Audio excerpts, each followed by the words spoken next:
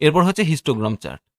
এখানে দেখো age group দেওয়া আছে 18 থেকে 24, 25 থেকে 34, 35 থেকে 44 আর অ্যান্ড সো অন। আর এখানে দেওয়া আছে নাম্বার অফ ভিজিটর। ধরে নাও একটা ইনস্টিটিউশনের রেজিস্টার বুক আছে, সেখানে নাম লিখতে হচ্ছে এবং এজ লিখতে হচ্ছে।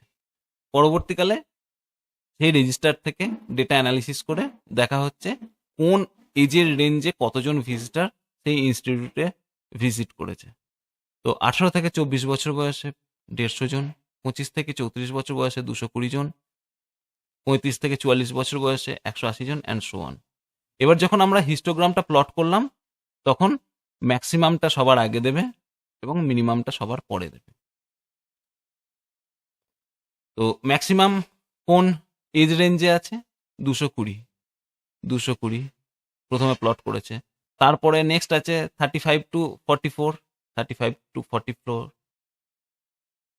নেক্সট আছে 18 থেকে 24, 18 থেকে 24। আর একটা চার্ট দেখবো, বক্স অ্যান্ড হুইস্কার চার্ট। 18 থেকে 24, 25 থেকে 34, 35 থেকে 44 অ্যান্ড সো অন। এবং তাদের রেসপেক্টিভ নাম্বার অফ ভিজিটার্সকে প্লট করা আছে পরপর।